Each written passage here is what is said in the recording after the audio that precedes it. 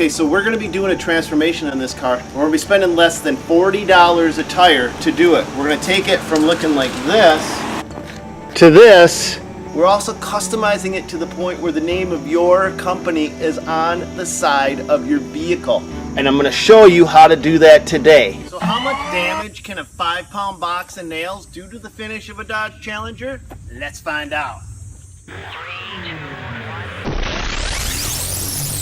We're going to start out by washing it. We've got to get all of the brake dust off from these tires and rims. Because we're not swapping the tires and rims out, we're simply going to paint them. This rim has to be spotlessly clean. I'm going to be getting into every nook and cranny with, it's actually a brush just on the end of my, cordless screwdriver. So let's get in there. Let's root around. Let's root around.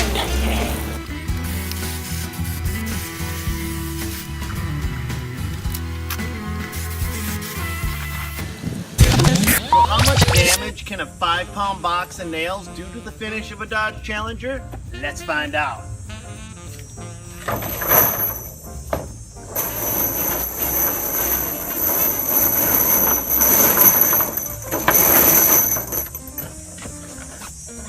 Apparently, not a lot, as long as you have it Rhino lined.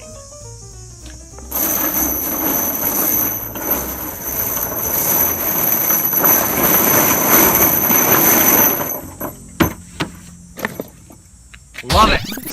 So the next thing we've got to do on this car is scuff the rims so the paint will adhere to it. We're just using a little bit of 80 grit sandpaper and knocking off any shine and polish that's left behind on those rims, and the new paint will stick to it that much better. Got to get in there and scrub, boy. Every nook and cranny. What do you think, Colts? I'm sore. You're sore. Football last night? Yeah. It's important to get back behind on the actual rim itself. So we've got to get down in here and scuff that area up, because otherwise the paint won't stick. It'll come off and then you'll see the difference when you go to look at it. So you think the car's coming along pretty good, Colts, from where we started when it was all bumpily and rumply? Yeah. That's getting to look pretty cool. Now we're gonna make this side look like the other side. We are? Yeah, paint it black and dirt monkey it up. Did you do the same thing to this?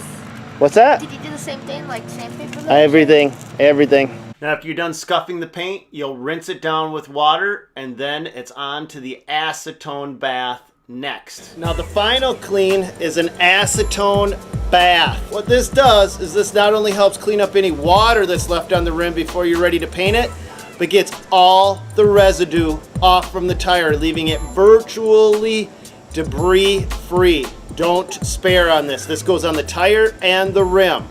After you wipe it down with acetone, you do not rinse with water. It is literally ready to be painted. So the next step is to mask off the entire area. Now, of course, this will be much easier if you just physically remove the tire when you're working on it. In this case, I'm opting to leave them on, so everything gets masked off on the car and behind the rim itself to make sure that I don't paint over the calipers or the rotors. Once I've got all the areas that I don't want painted masked off, you can begin the painting process. Now in this case, I'm opting to use an engine enamel that has a high ceramic content. Now when it comes time to actually apply the paint, the important thing you need to remember is multiple light strokes. Don't leave the can in one spot for very long because it's going to end up with a run or a drip. Try to hit every angle possible, and at some point in this process you're going to be actually rotating the tire during the entire painting in between coats. I like to use 3 or more coats for the initial color, and then I like to go over that initial color with a glossifier just to make it pop a little bit more, and you have to do all of this within 1 hour of each wheel starting the process. Now before I go ahead and start unmasking the tire, I'm going to double check to just make sure I hit every nook and cranny in that rim, because you'd be surprised, even though I went over it 3 times and I rotated every time in between coats, you still miss a spot. So I'm going to use a big spotlight. I don't know if you've got a Milwaukee radius light, great. If not, a good old standard flashlight. This happens to also be a Milwaukee M12. Phenomenal lights. But I'm going to check in every nook and cranny with these flashlights because I know that there's still going to be the little minutia spots that need to be touched up. Now this next part is my favorite part and also the easiest to do. The tires are finished getting painted. Now I want to make them pop. What I'm going to do on this one, use gold lettering with the name of your company on it.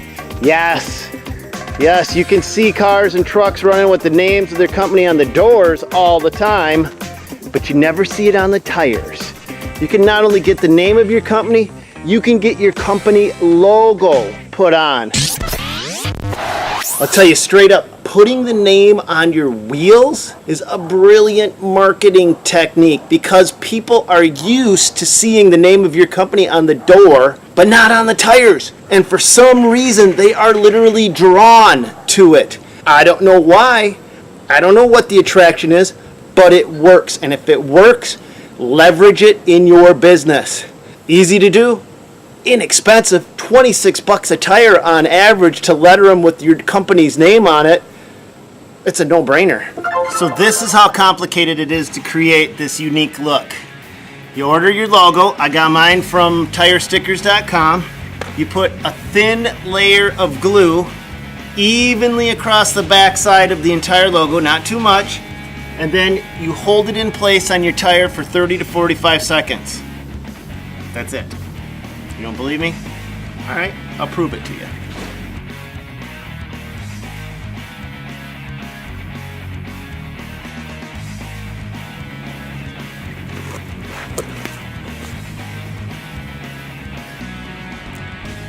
If your tires aren't perfectly clean, these letters won't stick for very long. Wait 10 minutes, peel off the backing, done. All right, here she is all wrapped up. I think I've got less than $2,000 total into all the mods on this car. We put about $14 in paint to do the rims, another $26 for the gold lettering. The car was completely totaled out due to hail damage, and so we couldn't find any repair shops to get to do the repair work. So instead of repairing it, what we ended up doing is covering it with Rhino liner. So what you see, this is all Rhino liner all the way through the car, and it does an excellent job of hiding the massive hail damage that basically totaled out this car. But I did not want to completely Rhino line the car, so what you see this body line right here? There was very minimal hail damage below that, so I left that stock. So from the body line up, it's completely Rhino lined. You'll notice the hood though is not Rhino lined. That's an Amera hood I picked up because I did not want to overpower the car with Rhino liner. So I opted to put a new hood on just to help hide some of the damage that occurred to the rest of the vehicle. You'll also notice that there's a phantom grille on the front. That's not the stock grille that you find on a Dodge Challenger. I firmly believe that these Challengers cry out to have a new grille put on them. Everything else really hasn't been changed a lot. So we spent $750 on the Rhino lining, $40 per tire, including the gold lettering. Then we put a new hood on it, painted that. I think the grille was $150, and that's the complete mods of this car to make it go from a salvage car, completely totaled out and fugly, to looking pretty fine for under $2,000 total.